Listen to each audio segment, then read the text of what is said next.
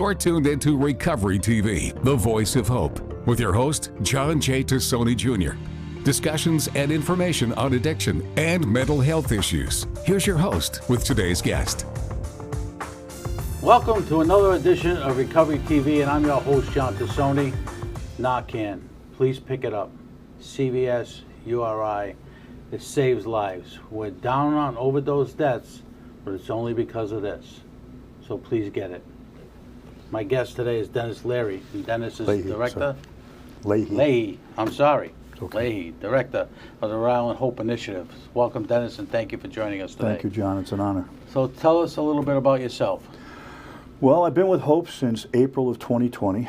Prior to that, I spent 33 years as a police officer serving the community of Burrillville. 33. Yes, sir. And I retired holding the rank of major and serving as the department's executive officer.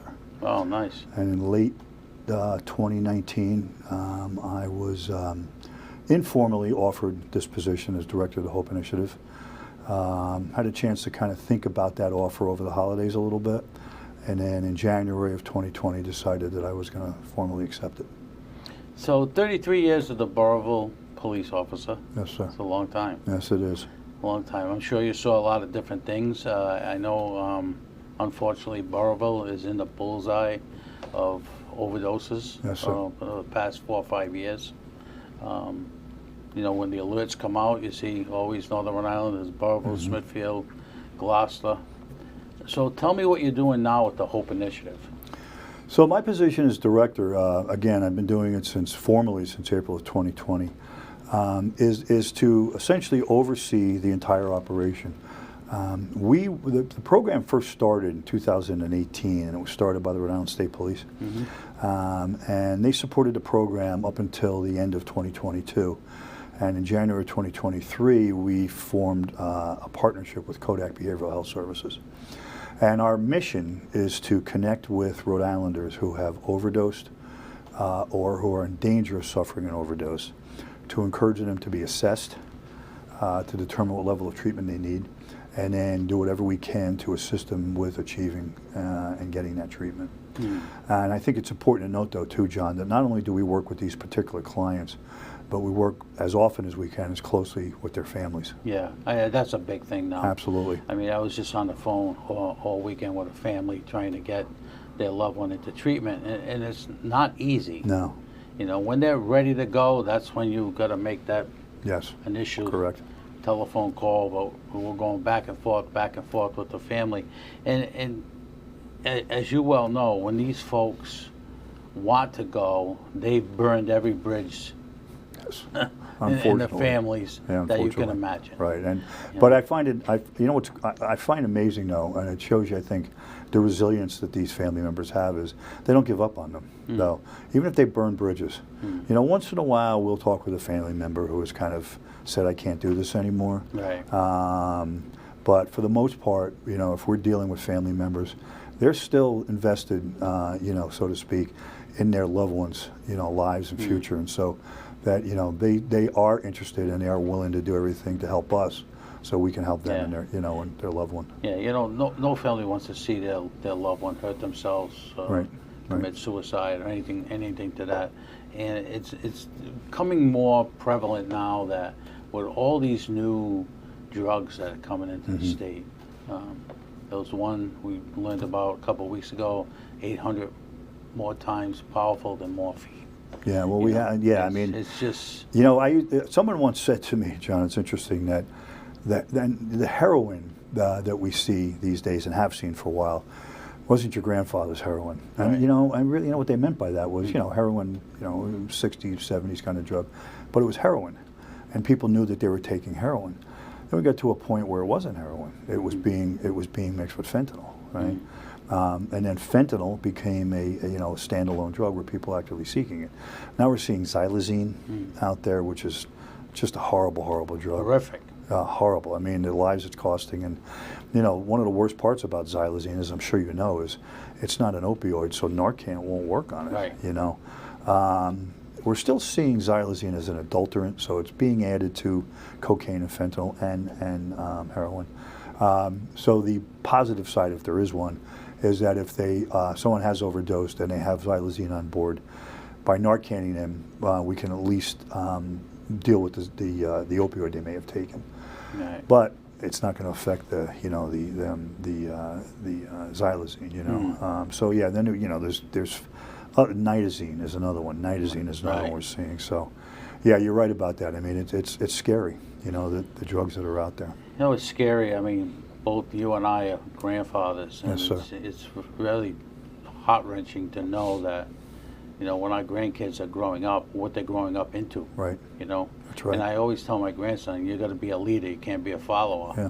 You know. Good advice. How many folks are in your organization? So we currently have 5 of us. I have a clinical supervisor. I have 2.5, so I have 2 full-time and 1 part-time peer support specialist, and I have an administrative assistant. Now, do you get calls like from the hospital? You get calls from who gives you the leads? Our source of information comes from police departments. Okay. And the reason a program was established, again, back in 2018, was because law enforcement agencies throughout the country and in New England in general were beginning to realize that, as we like to say, we were never going to arrest our way out of the opioid epidemic. It just wasn't working. Or Narcan in a way. Or Narcan, exactly, right. So there had to be a different way of doing things, you know. I'm sure, you know, as you know, the definition of insanity, right, is doing the same thing over and over again, expecting different results. And unfortunately, that's what law enforcement was doing. We're just handcuffing people and throwing them into the system, and it wasn't getting to the heart of the matter. So the program started for a couple of reasons. One was because we wanted to try to address the issue in a different way, so that the individuals we deal with could look at police officers as some type of assistance to them, right? We tell people all the time, just because there's a cop standing at your door doesn't mean that you're in trouble for any reason. And the second reason is, again, is to try to change the mindset of law enforcement, you know, in terms of how we're going to deal with people that have substance use disorder. So that's what makes it unique. We're the only program of its kind in Rhode Island that deals with law enforcement on that type of basis. Yeah. Are you seeing results? We are to some extent. I mean, you know, it's interesting, you know. I find time since I've been with them that, you know, we'll go weeks and weeks and weeks without anybody being at a point where they're ready to say yes. And then we'll have, you know, several weeks where, yeah, I'm ready for services. I'm ready for services, you know. Yeah. So I don't think there's any rhyme or reason to it, you know, or if there is, I can't quite figure it out. No, I think you're 100% correct. There is no rhyme or reason to it, you know. It's just to the point where somebody says, okay, I've had enough. Right. I want to go get treatment. Right. Now, whether it's 1 time, 2 times, 3 times, 4 times, 5 times. Right, you never know. You know, I've had people on my show 22 times. Sure. In the residential treatment. Sure. But now they're productive citizens Right. again. They get it, that this is not the way of life anymore. We got to do Right. things the right way. Right. You know, and I think that when you see someone of your intelligence and stature, you've been around a long time. Not that you're old, but you've been around a long time, and you've seen different things. Yes. From 33 years ago until Sure. today, it's a lot different. It's a lot Absolutely different. is. I want to talk more about that when we come back. We're going to take a break. Yes, sir. You're watching Recovery TV, and I'm your host, Sean Tassoni. We'll be right back with the Hope Initiative. Now back to Recovery TV with your host, John J. Tassoni Jr. Recovery TV is made possible by our supporting sponsors and our title sponsor, Kodak. Now, here's John and today's guest. Welcome back to Recovery TV, and I'm your host, John Tassoni. Hope Initiative is in the house. Dennis, thank you for joining us today. I greatly you, John. appreciate You're welcome. it. Thank you. You know, we were talking about a whole host of things in the first half of the show, but I want you to talk a little bit, and we talked a little bit off the air about Burrillville. What actually is happening in Burrillville? Well, you know, we find it's interesting, John, to say, because Burrillville, you know, is a rural community. It's only about 18,000 people, but we were the first municipal police department to have Narcan in the state, and this was back in 2014. State police were carrying it, and we were the first municipal department to jump on board, largely due to the fact that the new chief up there, Colonel Lynch, had come from the state police, so he was familiar with it. But in any event, so we got it, and we were told at the time that we had about a year's supply. And as I mentioned to you earlier, we used it in 6 months. So I think that's proof positive that the opioid epidemic knows no bounds anywhere. You know, people often think that it happens in Providence, right? And it happens in Warwick, and it happens in Cranston, and what have you, which it does. But it happens in every community in this state. Every community. I don't, you know, what community it is. And Burrillville's no different. Burrillville is no different when it comes to that. Now, I will say this, though. You know, the police department in the town became very proactive in that, because we actually started a program in 2017 that the state police based the HOPE initiative on a little bit. We called it the Burrillville Addiction Assistance Program, because we recognized the fact that we were having an issue up there. And what we did was we had a peer support specialist, certified peer support specialist, who would go out into the community with a police officer from the department to see if we could locate folks that had overdosed, you know, provided they lived in Burrillville, of course, and do what we could to get them into treatment. So we, as I said, once we realized the scope of the problem, we became very proactive in fighting it, and they still do to this day. The same thing we're like with the town of Smithfield, which I represent, is we have safe stations. Right. We're one of, I think, a handful of communities that have that, where someone can go into a fire station and listen. You're not going to jail, we just want to get your help, and let's get rocking and rolling. With that being said, I don't think people understand the concept of it yet, even though it's been around for a couple of years. You know, we've had our share of overdoses, we've had our share of deaths, you know, and every community has. Sure. It's not limited to Burrillville, Smithfield, Gloucester. It's all over the state. You know, and I say this on this program all the time, I'm tired of going to wakes and funerals of young people. I agree with you. You know, it's Absolutely. it's not going away. No. And I hope someday somebody can just say, John, we don't need your show anymore. That's the end of it. But the more information I can get out to people, and people are aware of HOPE Initiative, you know, they can probably call you, and the next segment will give out your number, and probably call you and get some help. Sure, because absolutely. Families today, when they get to that point, they're tired. They've been deceived. They've been robbed. They've been lied to. And if you can get somebody to get help with your organization, that's the way to do it. At least you have a phone call you can make. I get calls all the time, whether it's in my office or on my personal cell phone. When someone is at that point, my first question, what kind of insurance they take? Because different places take different insurance. Male, female. You know, it's not hard for me, and it's not hard for you, but it's hard for a parent. Sure, very. Because they don't know. And that's what the concept of my show is, to get people the information they need to make a informed decision on what to do next. Now, let me ask you this question. You get a call from Burrillville Police. Susie overdosed last night. Do you go see Susie? How does that work? Yes. So the way it works is, again, we get reports sent to us on a daily basis from departments from around the state. I won't get into the infrastructure of how that happens, but we look at those reports, and the first thing we do is make sure that they do have something to do with an opioid overdose. Once we've determined that, we'll then create an internal incident for the HOPE Initiative. We assign it to a case manager, and then we put together an outreach. And then once we have that outreach put together, then we contact whatever community we're going to. So Burrill's an example. If we're going up to Burrillville, we'll contact Burrillville and say, look, we need to come up and see some folks in Burrillville. Can you get us a police officer to go with us? Oh, okay. What's important to note is that... My next question. Yes. Every time we do an outreach, we go with a police officer. And again, as I said, that's part of why the program started. However, it's important to note that these are police officers that have been trained in how to do these outreaches. Because I will tell you again, 33 years on the job, I've learned that it's a skill set. Not every cop can do something like this. And that's I'm not looking to disrespect any police officer. It's just what it is. It's like any job. Exactly. So anytime we go out with police officers, they've been trained in how to do these outreaches with us. And I always tell them when I train them, two of the biggest things you remember is you have to be an ambassador for the HOPE Initiative, and you have to be an ambassador for your police department. You've got to make these people understand that you're all here for one reason, and that's to do everything you can to help them get into services, whatever they may be.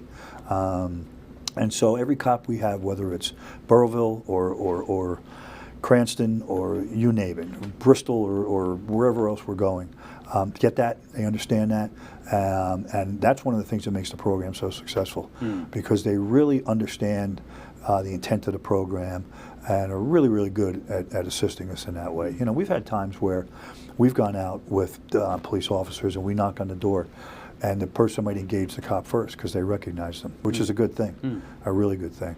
So yeah, you know, as I said, the real heart of the program is to go see these folks. You know, hopefully we can locate them, and do what we can to try, as I said, to get them assessed and get them into treatment. Yeah, you know, that was a great analogy, what you just said about the departments and getting people that you represent the department and you represent the Hope Initiative. Because a lot of times too, when someone sees a police officer walking up that walkway, it's a different mindset to them, whether they did something wrong or what the deal is. But when and especially in today's environment, but to go out and get someone you can get them help, right, is huge. Sure. Huge. You know, we had a ride along in Smithfield, who she rode with the police and fire. Unfortunately, that funding ran out. You know, the state had $1.2 billion in ARPA money. Don't ask me where it went, because it didn't go where it should have went. Okay. All right, just like the tobacco settlement and a few other things. They got to start utilizing funding for substance use and mental health. I agree. Mental health right now, as we see in today's society, is probably the leading cause of a lot of problems. Oh, sure. A leading cause. Sure. And what you as a police officer, retired, and other people have to deal with when they go into people's homes, when you go and visit someone to say, hey, listen, what can I do to help you? You don't know what you're walking into. No, you do not. Right. You know? You don't. But I know what I'm walking into now, because I've been told I got to go to break. You're watching Recovery TV, and I'm your host, Sean Tassoni. We'll be right back after these messages from the Hope Initiative. Thank you. Now back to Recovery TV with your host, John J. Tassoni Jr. Recovery TV is made possible by our supporting sponsors and our title sponsor, Kodak. Now, here's John and today's guest. Welcome back to Recovery TV, and I'm your host, Sean Tassoni. And today with the Hope Initiative, which works in the building with Kodak. And Dennis, thank you for joining us today. Thank you, John. Very informative. And for my viewers, we're going to put Dennis's number and website up so you can hopefully contact him and see what he can do to help. But we talked a little bit about the police officers that go to the houses. You want to talk a little bit about that, about their dress? Yeah, you had mentioned earlier before the break that it can be a little bit of kind of sticker shock if people see a cop walking up their front walk. So to ease that, what we do is every police officer that goes with us is not in uniform. They will wear khakis or jeans or what have you, and they all get either a polo shirt or a windbreaker that says Hope Initiative, which is what our folks wear as well. Right. So when we first knock on the door, as far as anybody's concerned, we're just two people from the Hope Initiative. We don't necessarily shy away from the fact they're cops, because again, that's what the program's built on, and we will tell people that. Yeah, that my peer support, one of them or whoever it may be, will introduce themselves, and then the police officer introduce themselves. But again, we find it kind of allows us to ease into that transition conversation a little bit if we approach it that way. Right. How about funding? Where do you get your funding? Funding comes partially from the federal government, and then also we've been able to get some funding from the opioid settlement money. Well, Dennis, listen, for 33 years, I want to thank you for your service. Thank you, John. I appreciate that very much. Thank you for what you do now, Thank because you. it's very much needed. Folks need to find an open door to get into treatment, and get into treatment when they're ready to go to treatment. Right. So I want to thank you for that, and thank your staff on my behalf. Thank you. Oh, I greatly appreciate that. Of course. And ladies and gentlemen, next week Stephanie DeMello will be in, and thank you for watching Recovery TV. And right after this, coming up next, is Kodak Live, a fully integrated approach to care. Thank you so much for joining us. We'll see you next week.